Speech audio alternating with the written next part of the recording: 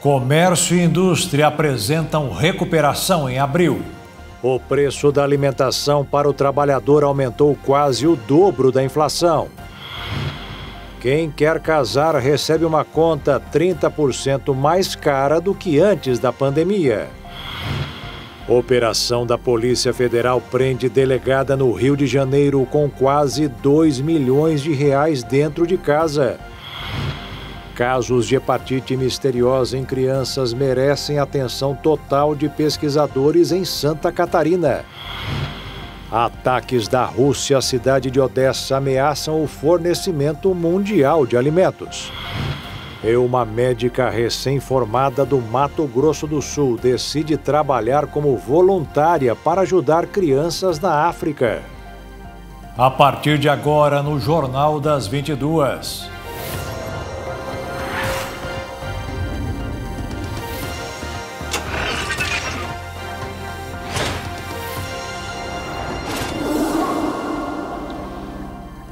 Olá, boa noite. Quem trabalha está gastando mais na hora do almoço. A opção é procurar um substituto para o tradicional PF ou prato feito. O preço deste tipo de refeição subiu 23% em um ano, o dobro da inflação. Com isso, o vale, que é pago sempre no começo do mês, dificilmente chega até o dia certo. A Érica trabalha como propagandista e recebe R$50 por dia de vale-refeição. Hoje ela tenta de tudo para economizar e assim fazer o benefício durar até o fim do mês. Mas está difícil. No almoço dá geralmente uns 40 e poucos reais. Aí se eu tomo café na rua já dá mais de 60, né? Você precisar comer alguma coisinha a mais, já não vai dar, por exemplo, dura menos ainda. Nossa, dura menos ainda. E se você chega no final de semana e você janta fora, aí que não dá mesmo, né? O que você tem feito para tentar levar ele até o final do mês? Não, então, agora eu tô tentando me policiar, eu tô cortando um pouco esses jantares de final de semana, né? Tem alguns mercados também que acabam aceitando o ticket, refeição mesmo. Tô cortando isso também para ver se ele dura até o final do mês. Entre maio do ano passado e abril de 2022, o preço médio dos produtos que compõem o prato feito acumula alta de mais de 23%. Já o índice de preços ao consumidor mercado, o IPCM do mesmo instituto, subiu 10,37% no mesmo período. E o IPCA 15, inflação medida pelo IBGE, é de 12,3% até abril.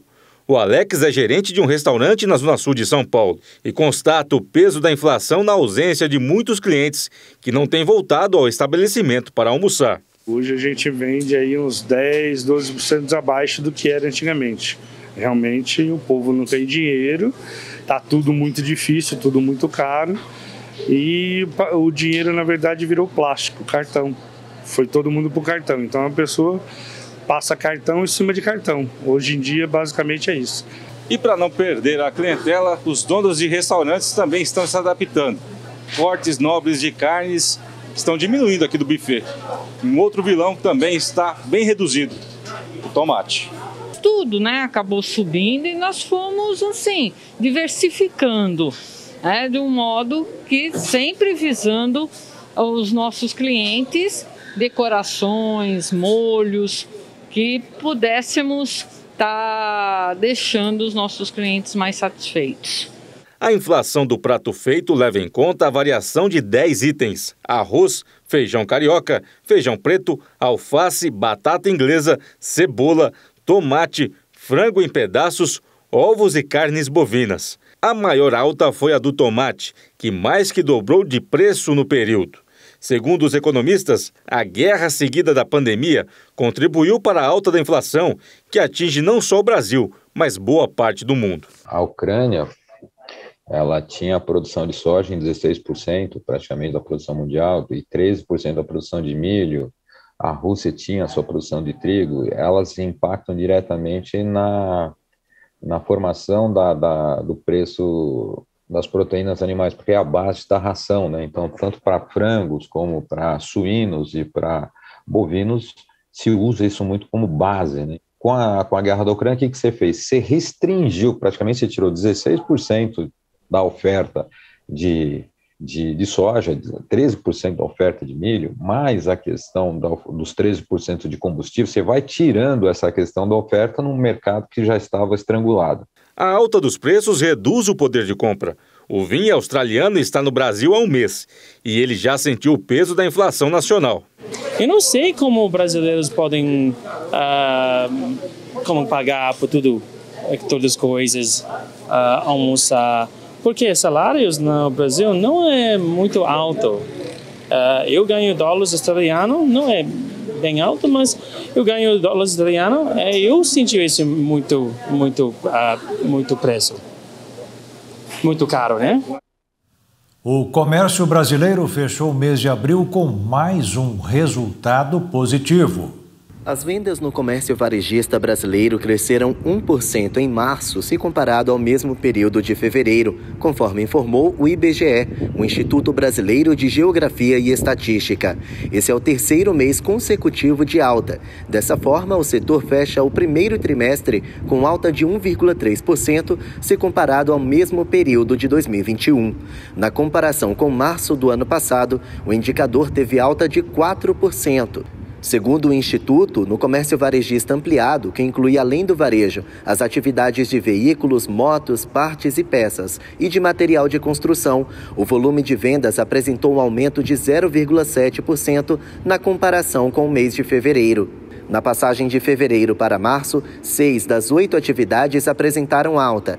As principais altas foram em equipamentos e material para escritório, informática e comunicação, e para outros artigos do uso pessoal e doméstico, com altas de 13,9% e 3,4%, respectivamente. E agora vamos conferir quantas vacinas contra a Covid o Brasil aplicou até o momento. 432.354.887 doses. Em relação às de reforço, que são as terceira e a quarta doses, já são mais de 90.034.000. Ataques da Rússia à cidade ucraniana de Odessa ameaça a alimentação do mundo. E veja também, uma delegada foi presa no Rio de Janeiro com quase R$2 milhões guardados em casa.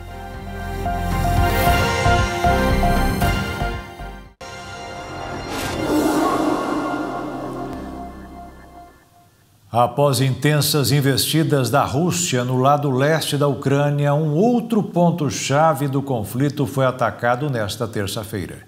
A cidade de Odessa, no sul do país, sofreu com bombardeios em seu porto.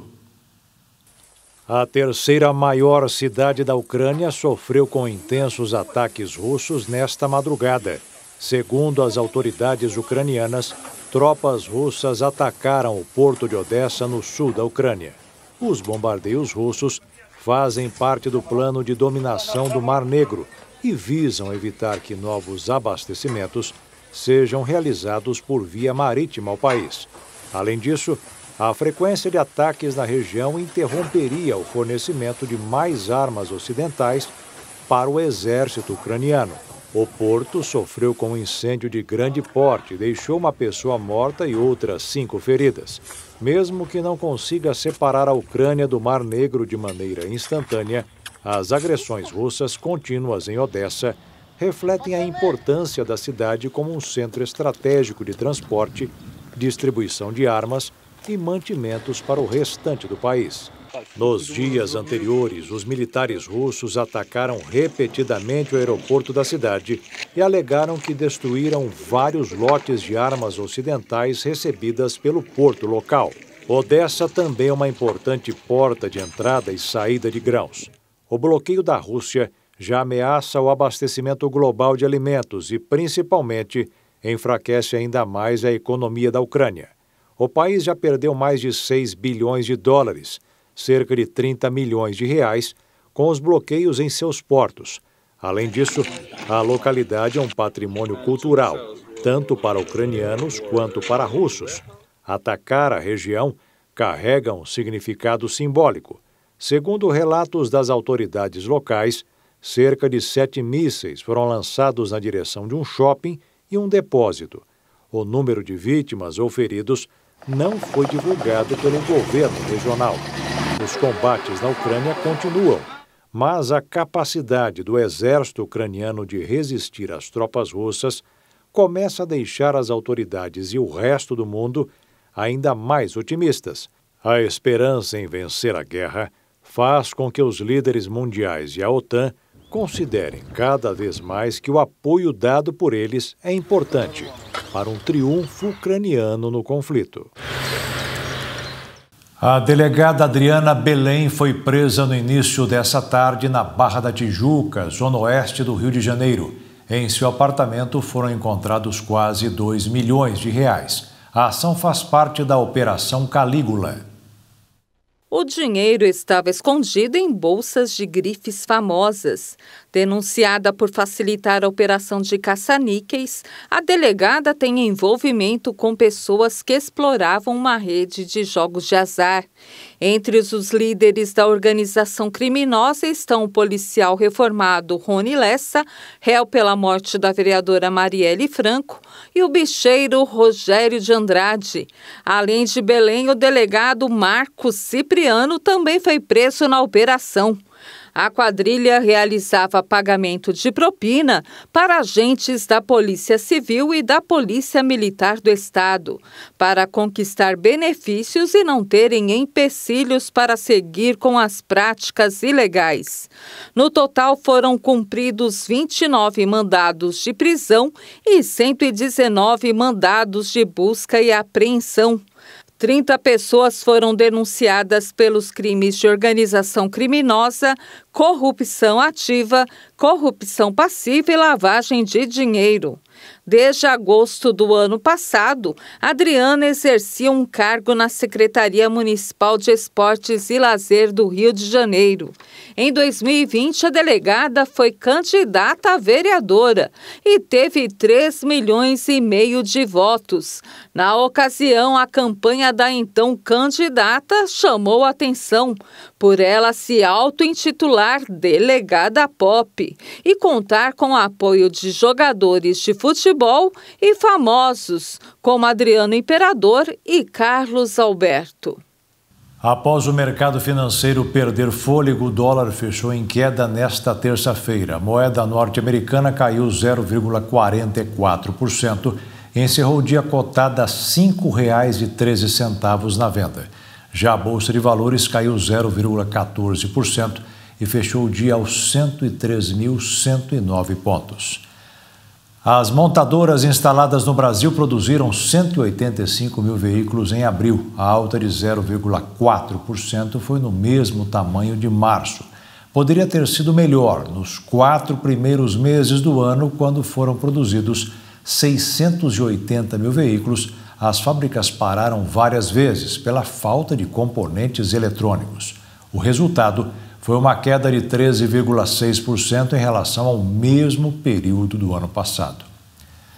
Para tentar resolver esse problema, o governo federal zerou hoje o imposto de importação para peças de carros e itens de informática por meio de 3 decretos. Os decretos publicados pelo Ministério da Economia reduzem a zero as alíquotas do imposto de importação sobre vários produtos. São eles: itens de informática como impressoras multifuncionais e computadores portáteis para uso industrial, produtos de telecomunicações como rádios e antenas GPS, peças de automóveis como conjuntos de suspensão para veículos e motores marítimos, além de ferramentas. O imposto de importação é um tributo cobrado pela União quando uma mercadoria estrangeira entra no Brasil e é destinada à circulação. A isenção desse imposto sobre os itens citados vale até o dia 31 de dezembro de 2025, conforme a decisão que partiu do Comitê Executivo de Gestão da Câmara de Comércio Exterior. E a lista completa dos produtos com imposto de importação zerado você pode consultar na página do Diário Oficial da União, in.gov.br. Como a tecnologia 5G deverá chegar às capitais brasileiras no mês de julho, a Câmara dos Deputados acelerou o passo ao aprovar hoje o projeto que facilita a instalação de antenas 5G no Brasil. Direto de Brasília, quem comenta o assunto é o deputado federal Davi Soares. Estamos aqui diretamente do Salão Verde aqui na Câmara dos Deputados. Hoje, votando um projeto de lei que dá aí mais flexibilidade na implantação de antenas, principalmente para o 5G. E precisa pelo menos 10 vezes mais o número de antenas para ter a mesma qualidade de cobertura que o 4G oferece. E hoje uma das maiores conquistas foi, vamos dizer assim, a permissão imediata e se o governo não se manifestar em até 60 dias, torna-se aí a implementação delas ainda de forma definitiva, ou seja, é temporária, por 60 dias, até a deliberação do governo. E o governo não deliberando nada, mantendo-se calado, a aprovação é automática aí. Isso é uma grande conquista, uma grande flexibilidade que dá. O segundo projeto que nós estamos votando é que as placas de autismo, grande conquista para a população autista que infelizmente está aumentando no país e infelizmente poucas pessoas conhecem o tratamento e principalmente como lidar com uma criança autista. O projeto que facilita a instalação de antenas 5G no Brasil será votado agora no Senado. E veja a seguir, a Ucrânia quer retomar os territórios invadidos pelas tropas russas de Vladimir Putin. E veja ainda, a hepatite misteriosa que atinge apenas crianças merece a máxima atenção em Santa Catarina.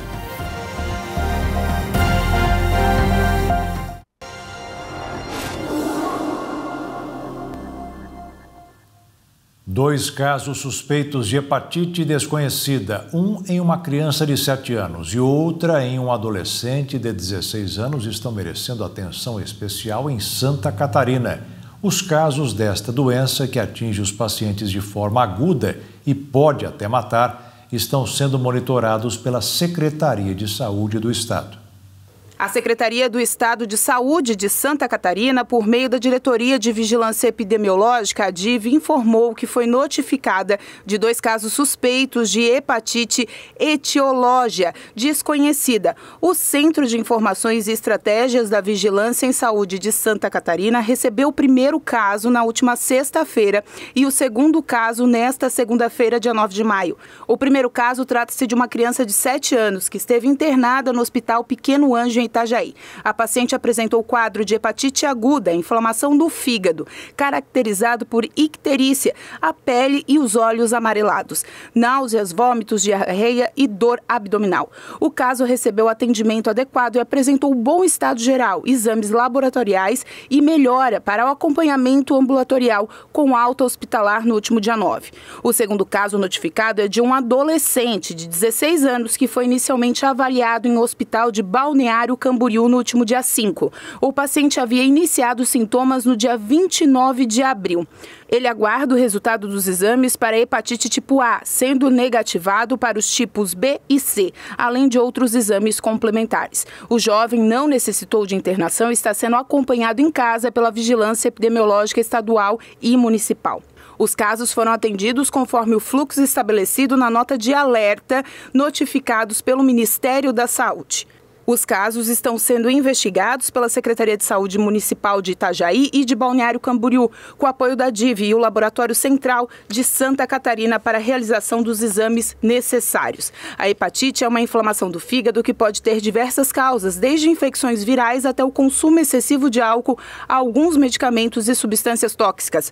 Os principais vírus que causam hepatite são A, B, C, D e E.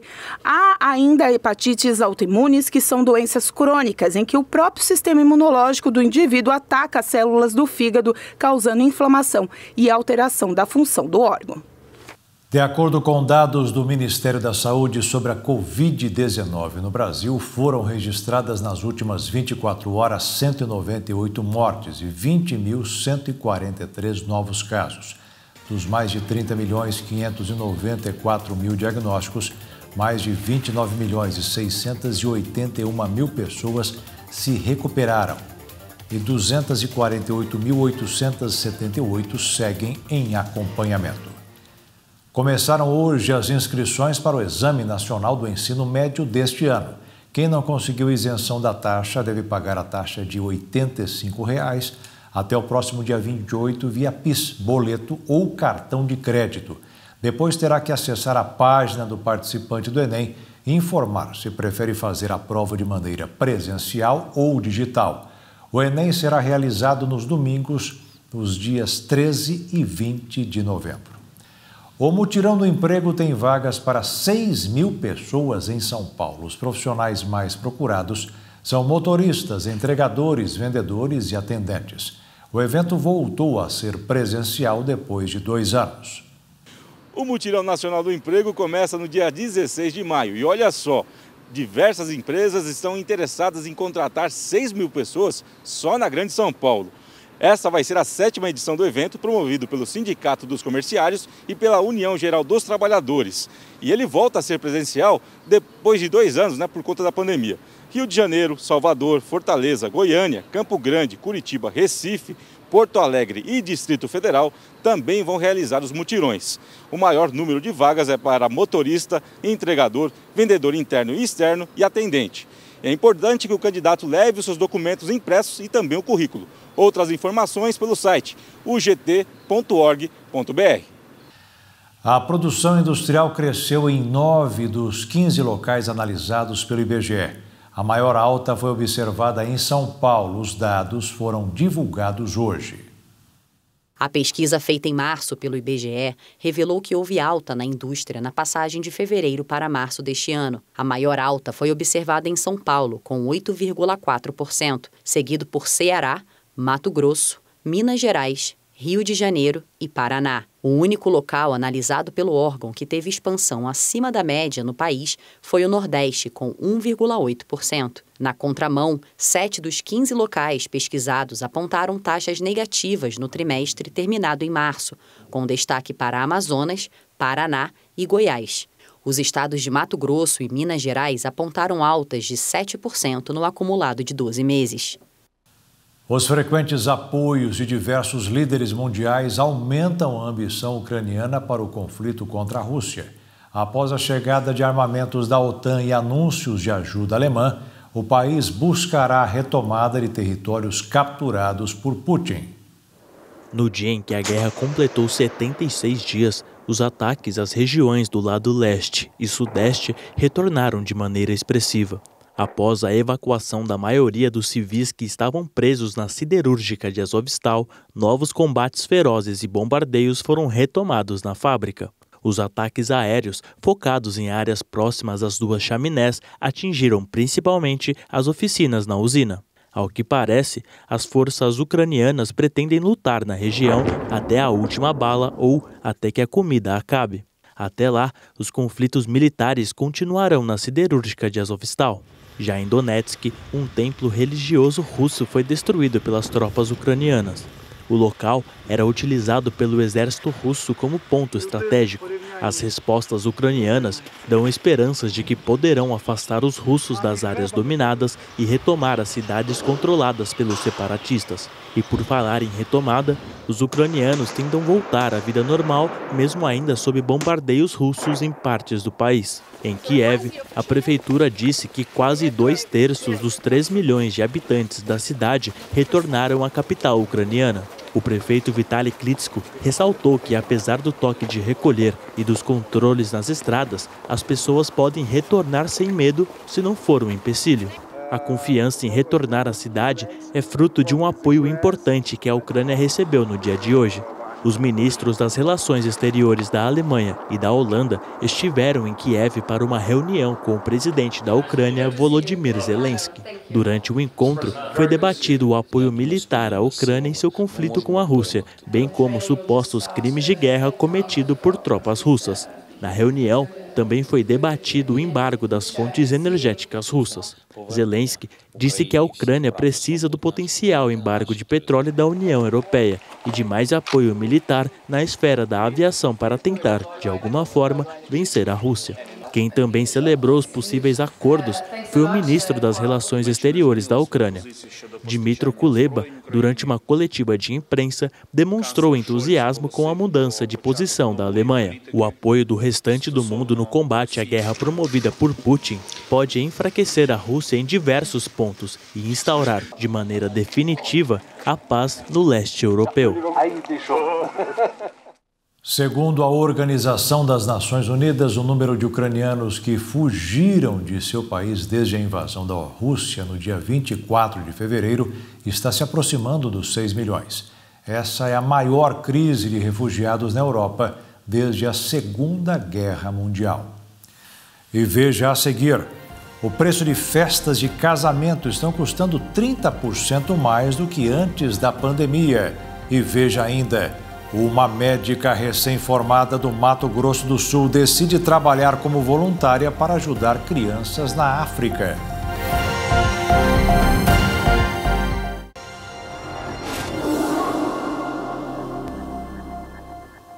Casar está 30% mais caro do que antes da pandemia. A inflação sobre a maioria dos itens da festa pressiona os preços. Mesmo assim, o que não tem falta é gente em busca da união.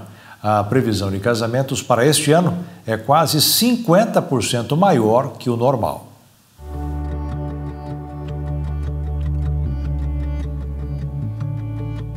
Duas décadas de união, 3 filhos já crescidos e, enfim, o tão sonhado casamento. A gente não casou, né, assim, como diz o figurino, né, casamos só no civil, assim, agora eu quero casar com tudo que eu tenho direito. A festa estava marcada para 2020, mas veio a pandemia e a celebração foi adiada para 2021. Só que, mais uma vez... Dava para fazer de novo, também não conseguimos fazer, né? E agora, acho que agora vai, né? 2022 tem que ir. Mas depois de todo esse tempo, os preços mudaram. Foi um pequeno reajuste e tá tudo tranquilo, né? A gente sabe que da pandemia, o que aconteceu, então a gente tem que, de acordo ali, a gente vai se ajustando. Mas deu tudo certo, graças a Deus. Mas teve sim um aumentinho, sim.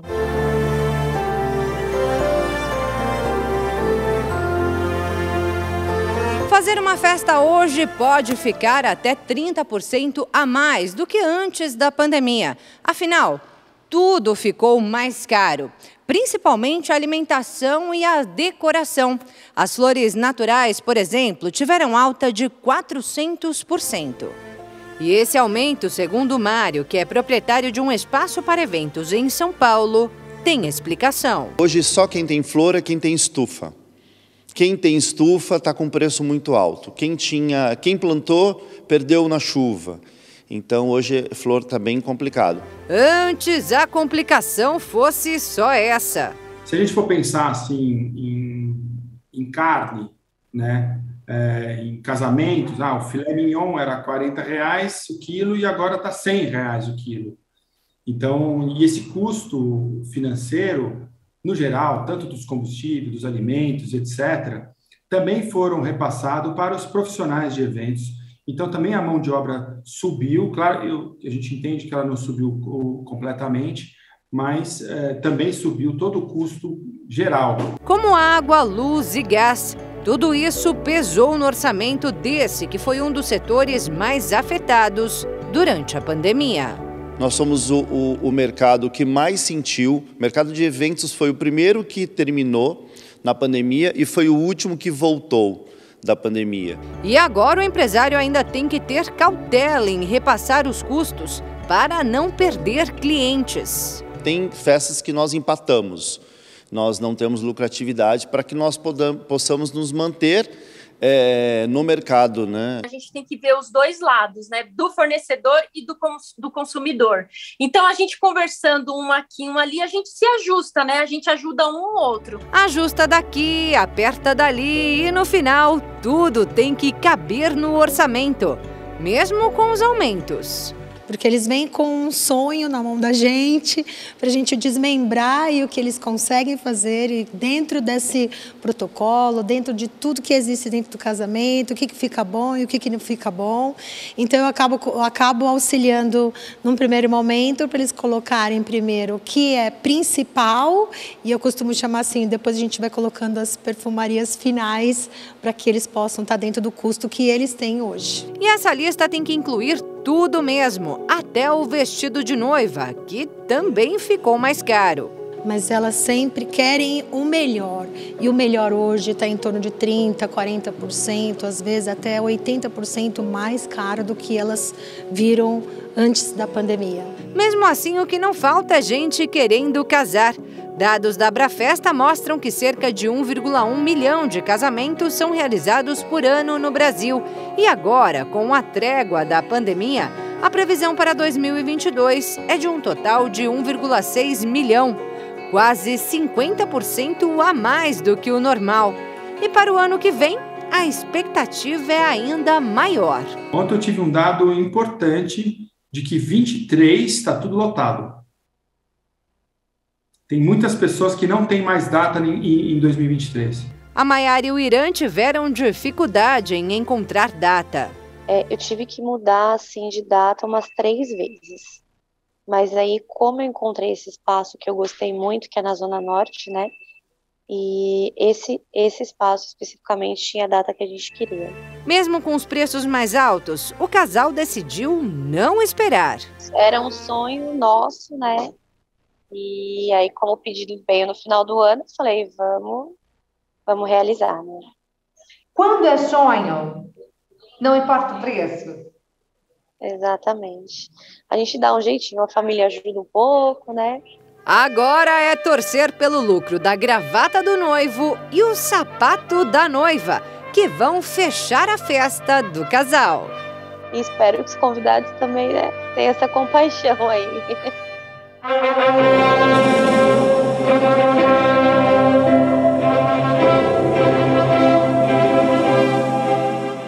O presidente da Câmara, Arthur Lira, voltou a defender o sistema eleitoral brasileiro durante um evento nos Estados Unidos. Lira declarou que o sistema é confiável, embora precise de ajustes.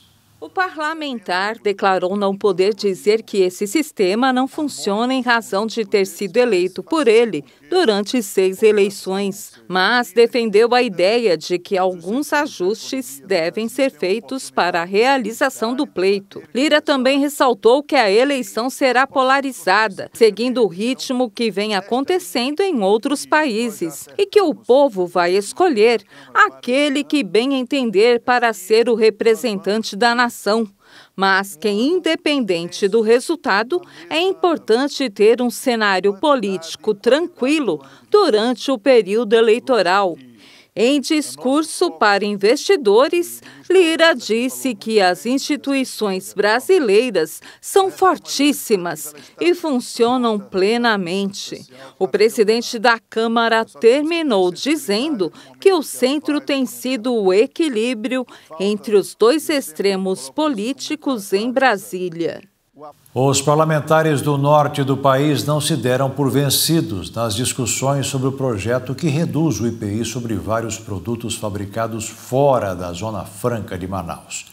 O principal argumento é o de que, se a medida for realmente implantada, as fábricas na Zona Franca não terão vantagem em continuar onde já tem isenção total de impostos. A reunião foi para debater os próximos passos da batalha judicial movida pela bancada do Amazonas no Congresso Nacional. Os deputados federais protocolaram uma ação direta de inconstitucionalidade no Supremo Tribunal Federal sobre o decreto que prevê o corte do IPI em 35% para todo o país e o corte total do IPI para concentrados de refrigerante. Segundo os parlamentares amazonenses e o governo do estado, esses 2 decretos assinados pelo presidente Jair Bolsonaro tiram a competitividade da Zona Franca de Manaus. Na reunião de hoje, feita no Senado Federal, os parlamentares debateram as estratégias de combate aos 2 textos. Nós vamos ter que continuar unidos, a bancada precisa continuar unida, é preciso continuar lutando junto ao Supremo Tribunal Federal e é preciso que todos nós do Amazonas, e aí os meios de comunicação têm um papel muito importante, porque é preciso esclarecer essa narrativa. Nós não estamos contra o decreto do IPI, nós estamos querendo que a Zona Franca seja excepcionalizada como é de direito pela Constituição e pelas leis Na semana passada, o ministro Alexandre de Moraes suspendeu o decreto que prevê o corte total do IPI de concentrados e manteve o decreto do corte de 35% do IPI apenas para produtos que não são fabricados na Zona Franca de Manaus. Ontem, o ministro da Economia, Paulo Guedes, defendeu novamente os decretos e disse que os textos garantem mais crescimento econômico. O IPI era um imposto contra a indústria brasileira. Nós desindustrializamos o Brasil ao longo dos últimos 20, 30 anos. Pela primeira vez estamos reduzindo o imposto sobre produção industrial. Qual foi o produto que baixou em algum lugar do Brasil sobre os produtos que foram? Pelo contrário, se você notar, quando você reduz o IPI, você tira a competitividade da indústria brasileira. E a política do ministro Paulo Guedes sempre foi essa, é de importação, não é de exportação. Até porque não há investimento em inovação, em pesquisa, em tecnologias novas. Nós somos dependentes de tecnologia de outros países. A bancada do Amazonas no Congresso Nacional reforçou que não é contra o decreto que prevê o corte de 35% do IPI para todo o país, mas precisa que os produtos fabricados na Zona Franca de Manaus sejam excluídos desse decreto, porque o polo industrial da capital amazonense tem a isenção total desses produtos. E se outros estados também tiverem essa isenção, os industriais vão querer sair de Manaus e irem para outras cidades. Na visão dos deputados, isso pode afetar o emprego e a economia do estado do Amazonas. Ele falou que o Supremo está prejudicando quando dessa medida para a Zona Franca e vendendo e passando que o ministro deu a canetada dele contra o decreto, baixando, acabando com o decreto. E não é verdade, a gente está tirando a Zona Franca do decreto, é apenas o que o ministro deu, o que a gente pediu e o que a gente quer. Em nota, o Ministério da Economia disse que não vai comentar a suspensão dos decretos. Eles devem ser analisados pelos ministros da Suprema Corte nos próximos dias. A arrecadação do imposto cobrado sobre os combustíveis nos 4 primeiros meses deste ano foi a maior já registrada na história. A soma total do ICMS superou 34 bilhões de reais. E esse valor deve subir ainda mais, já que a maioria dos estados não divulgou o balanço. Os dados fazem parte do boletim preliminar do Conselho Nacional de Política Fazendária, o CONFAS. O balanço se refere ao ICMS, que é o Imposto sobre Circulação de Mercadoria e Serviços. O tributo é cobrado pelos estados e, de acordo com os dados apresentados, a arrecadação sobre o petróleo e os combustíveis já soma 34 bilhões e 300 milhões de reais nos 4 primeiros meses deste ano. Esse é o maior número já registrado para o período na série histórica, que teve início em 1999 e representa um crescimento de 12,9% na comparação com o ano passado. O aumento na arrecadação do ICMS está relacionado diretamente com o aumento do preço do petróleo e dos combustíveis no ano passado. E esse número deve crescer ainda mais.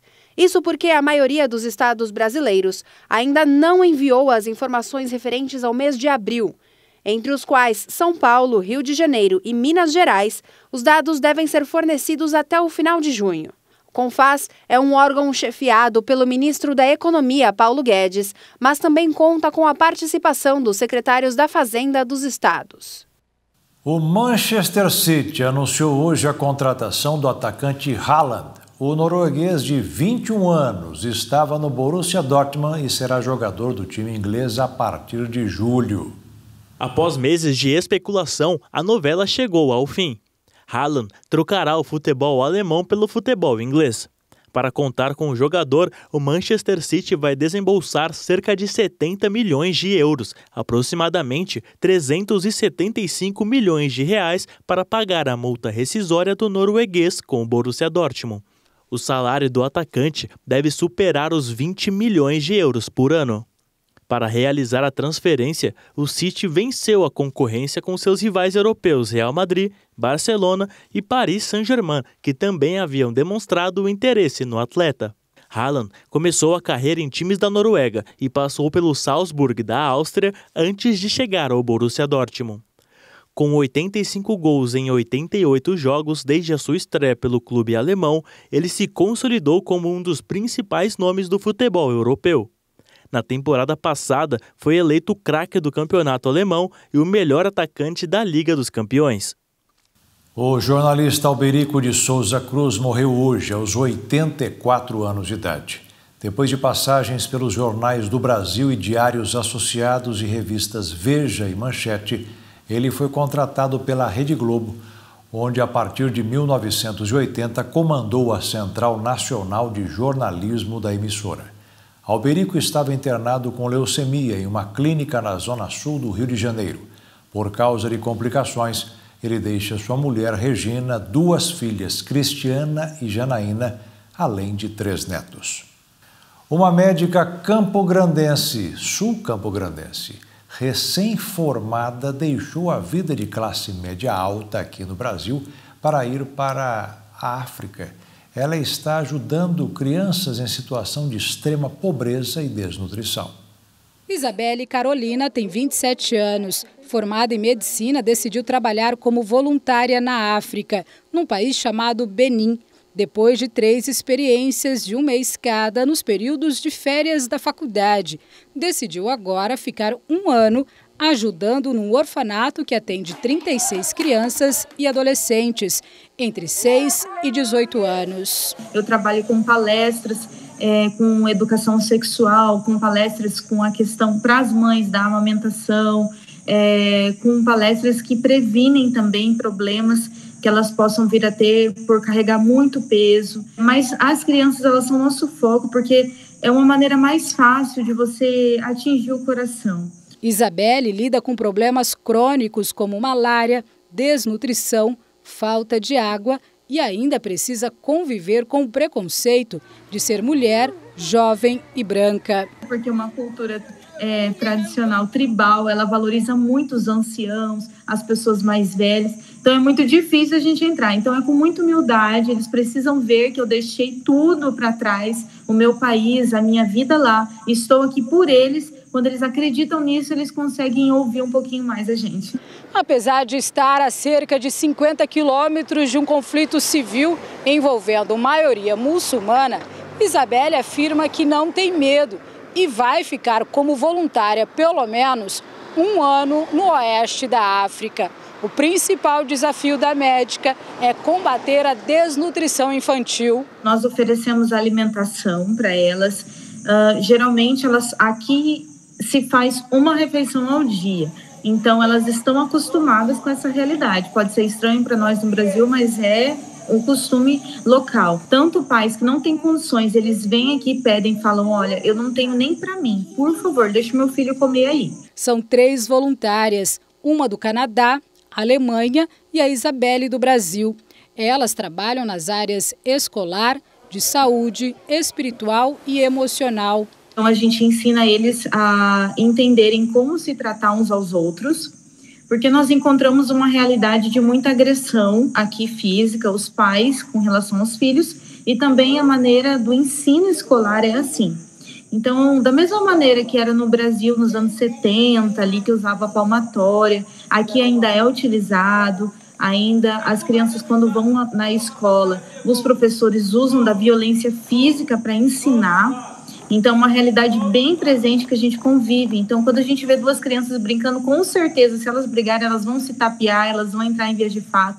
Então, a gente tenta ensinar como você conversar, falar, expressar suas emoções sem ser dessa maneira violenta. Uma experiência enriquecedora e um exemplo de cidadania. Doação de tempo, dinheiro e atenção ao próximo. E o Jornal das 22 termina aqui. Uma boa noite. Fique na paz. Tchau.